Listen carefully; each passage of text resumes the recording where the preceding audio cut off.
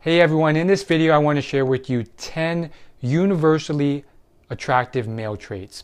And these are traits that will always be attractive, that are timeless, and that almost always work across different cultures. And this will work 100 years from now and 500 because genetics are very slow to change and because they are there for a reason. Because basically they help with survival and reproduction. And I learned these from this book and its counterpart podcast. The book is called Mate, Become the Man Women Want. They had a ton of psychologists, scientists come on board and really examine real science, decades and decades of real science on attraction, rather than the pseudoscience where dating coaches would throw stuff against the wall and see what sticks and form theories that weren't really scientific.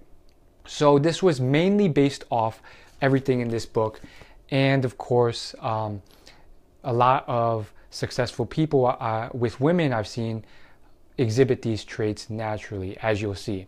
So the first one, actually the first two, I just want to get out of the way because this video is all about the things that are not obvious. And therefore we're going to get the obvious ones out of the way first.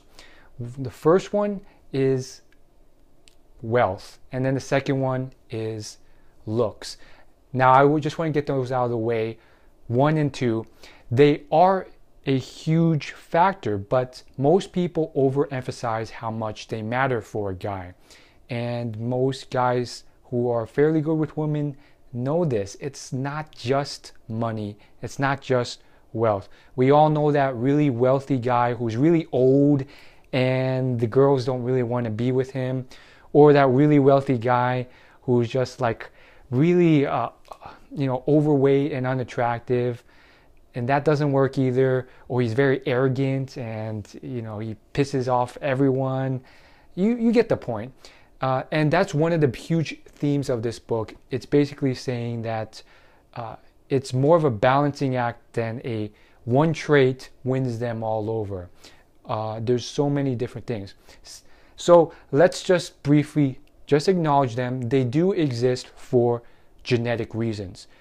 You don't have to be super wealthy, but you do have to show that you're secure enough to provide for her children one day. And that's what they're looking for. They're looking for survival and reproduction on a genetic level without them even thinking about it. And wealth accomplishes that. As far as looks, same thing, but it's more on a protection level. Does this guy have a large V-shaped figure so that he can athletically protect me? Is he flexible and versatile enough to protect my children? And those are both things that can be improved. And so it's funny, a lot of people like to give excuses on those two, but I mean, you've seen the physical transformation with some of these total workout body programs out there. And there's plenty of advice nowadays on wealth creation as well. So let's get to some of the good stuff now. Number 3, the third thing is strength. And I don't mean physical strength, because we've already covered that in looks. Physical strength as in basically your ability to have a spine. Now what I mean by this is to have a balance of opinion, not something that's so weak where you're spineless and you always agree with the girl, but not something that is so aggressive and opinionated that you're overly argumentative and you're always debating against the girl. And if you look at it, it makes complete sense. One of the real reasons that girls don't like nice guys is not because they're nice and friendly, it's because they're spineless and they will agree with everything the girl says, even if in reality they have their own values and opinions that differ from them.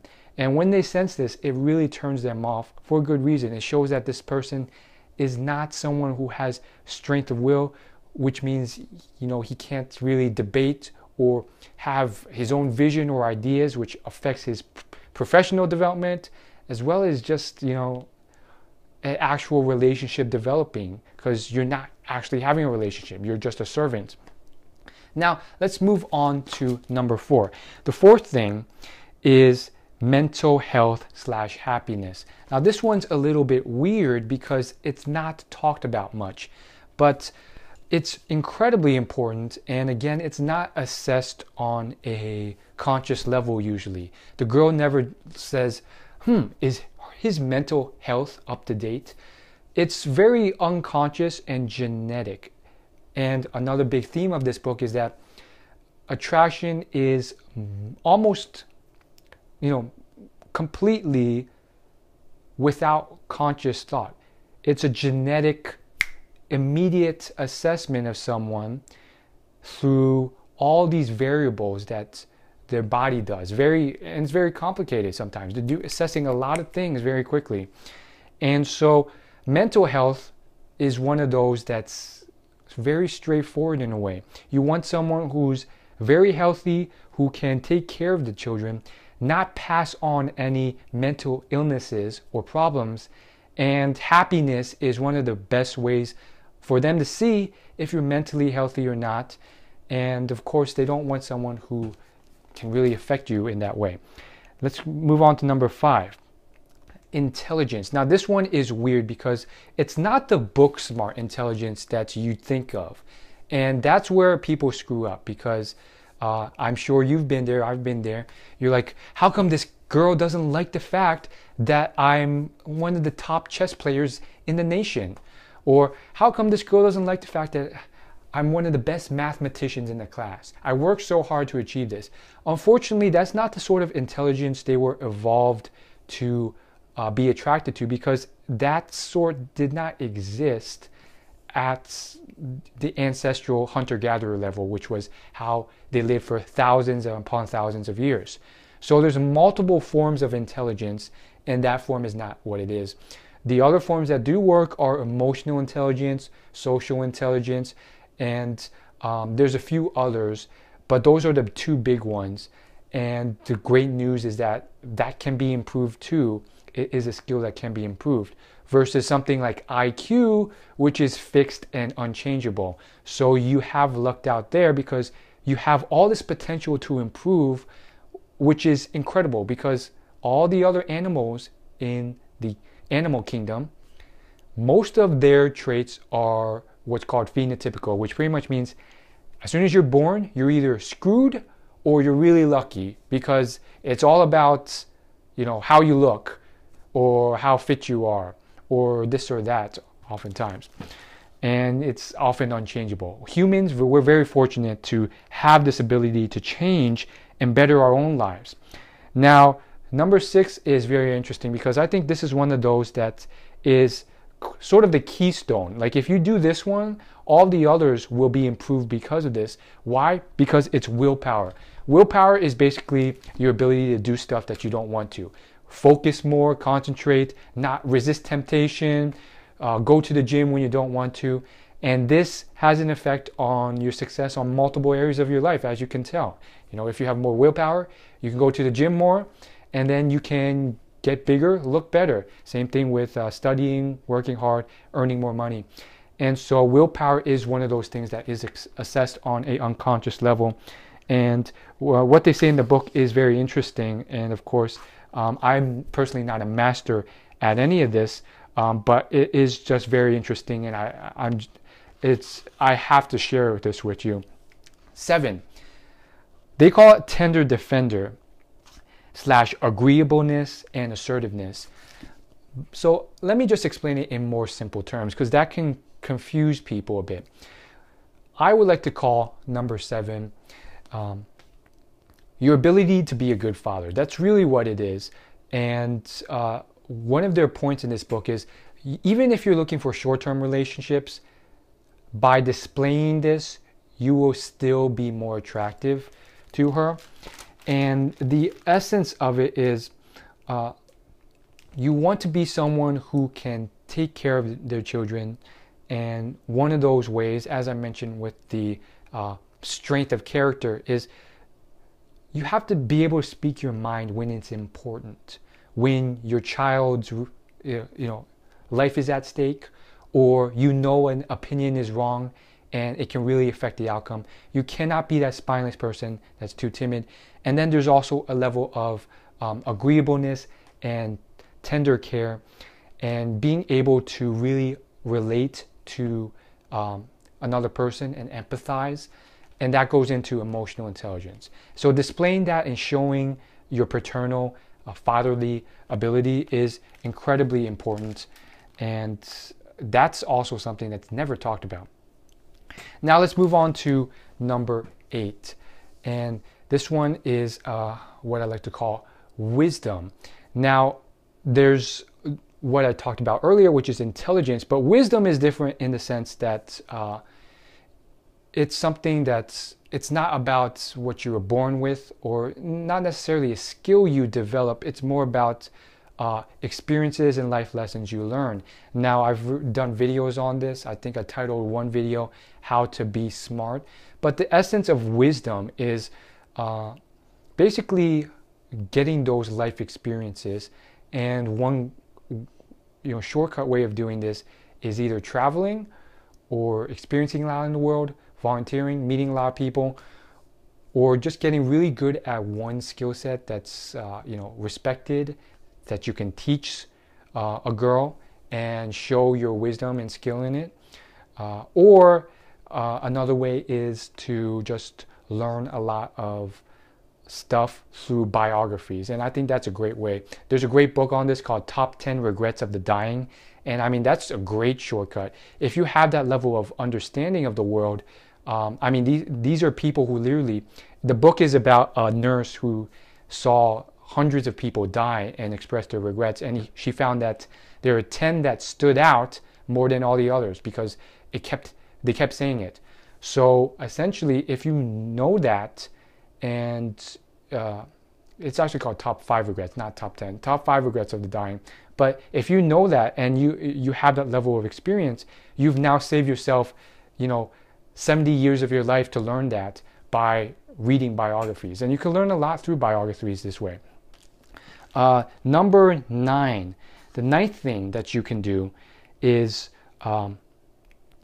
what's called social proof or popularity and prestige.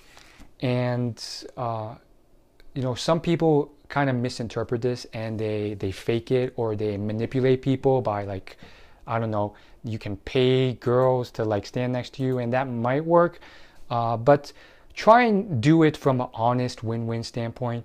And if you don't know what it means, or if you're new to it, basically it's as it sounds.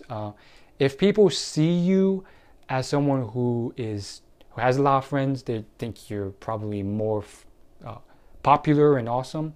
If a girl sees you with a bunch of other girls as you walk into the room, they assume that you're a guy who's trusted and better with women. And you can kind of see how this works.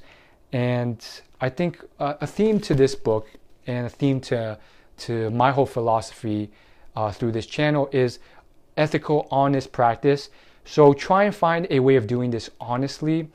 Maybe actually just trying not to be so thirsty. A lot of people, they're so sick of the friend zone that they burn out every female friend they have. Rather than that, put aside any forms of dating or anything like that, and really try and make some good, attractive, friend-only female friends. And by doing this, I mean, it will open the door to so many other things. So another thing that's mentioned in this book, that was 8. So let's move on to 9. 9 would be a sense of romantic proof. So this one is a little bit foreign to most guys, but the essential idea is you really have to understand a girl's point of view and how she lives her life and what she wants and what she appreciates, which is very different from a guy.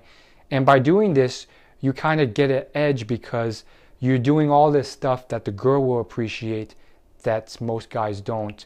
Whether it's all the stuff leading up to the night being a great night.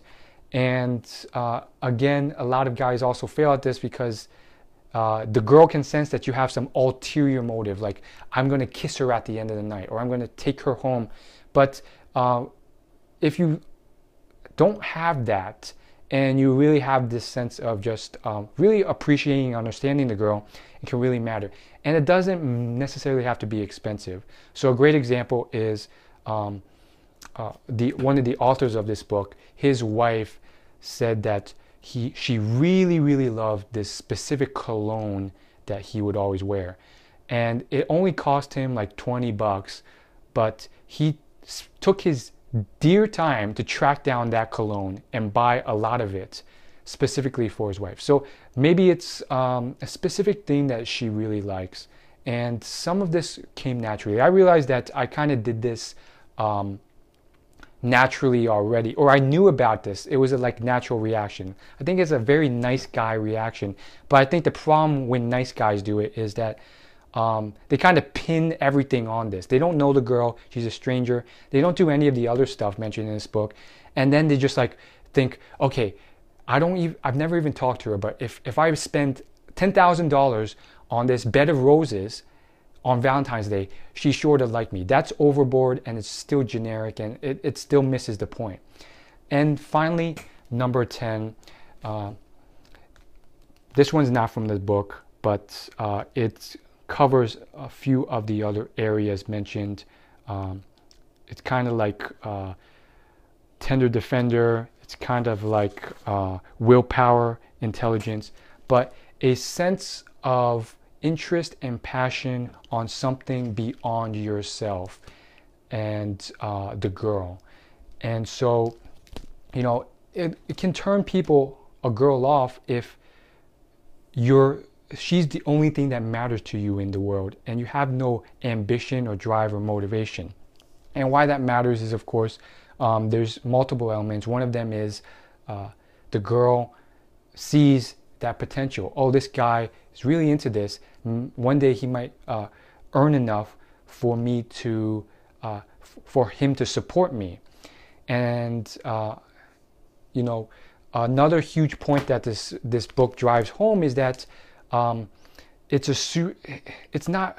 People look at any of this superficial stuff like looks or money very negatively, but it's a very toxic mindset, because at the end of the day, these superficial things, although on the extreme may be bad, on a small level, they are good. And it makes sense. I mean, I thought about it and I'm like, yeah, honestly, I mean, I'd be hypocritical to call people superficial for only judging me on my looks and getting angry about it, when honestly, I appreciate a girl who looks good. And I don't want to be a hypocrite, and it's true. I appreciate a girl who looks good, and for good reason. I appreciate someone who cares about their body. I actually want to feel good around that person. And I often, you know, appreciate and respect someone more who I know worked really hard and put in their effort to earn some money. And so basically, find that passion that you can talk about, and really find something that really sparks an interest in yourself. And you know, I think from my perspective, a lot of nerds get this wrong by choosing a really nerdy passion that all the other nerds love, but a girl's never heard of, and she's just like, whatever. So that doesn't mean throw that passion away, but like find something else and just try that as well. And I don't know, it's just one of those things that could help. So I think there's multiple elements that even go beyond that. And if you want more, check out this book. But 10 will definitely get you very far. And there's even more, honestly. I mean, and the truth is, you don't need them all to be successful with women. And I'm sure there's guys out there who don't use them all and they're very successful with women. So don't get overwhelmed by this, but just know that like there are multiple levers, and another one would be hygiene and fashion. And that's the field that just blew my mind, because before I was like, I thought I knew some level of fashion, but then I really buckled down and just learned some basic principles from legitimate fashion websites and YouTube videos, and I'm like, oh my goodness. So even though I spent hundreds of dollars on clothes, no wonder it still didn't come out looking good. It wasn't always completely because I wasn't fit. It was also because I didn't understand basics of the quality of the clothing, the occasion for clothing, which articles of clothing work better, which colors work better, and how important clothes fit on you matter, like the fit of a piece of clothing. So I think all those elements are really important, and it's just interesting seeing them all together. So those are the 10 things, and of course you can check out this book if you want more details. I'll leave a link in the description, and that's all I gotta say.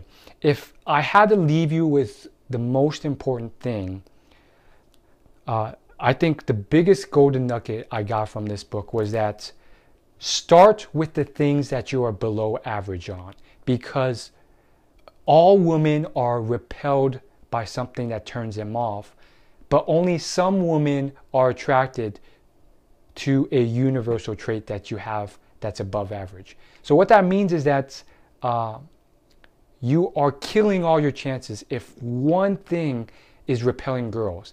So stop, if you're already like jacked and shredded and you have all these muscles, maybe stop, don't stop working out, but maybe focus more on the fact that you don't brush your teeth and you haven't showered in a month and you have a shirt that's covered in dirt. Work on your hygiene and how clean you are, your cleanliness, because that level of repulsion will repel all girls over any level of universally attractive trait that might attract some girls. So I think that was huge for me, and hopefully it will help you. And thanks so much for watching. Leave this video a like. My goal is 10 likes on this video, and hit the subscribe button if you're new. Thanks for watching.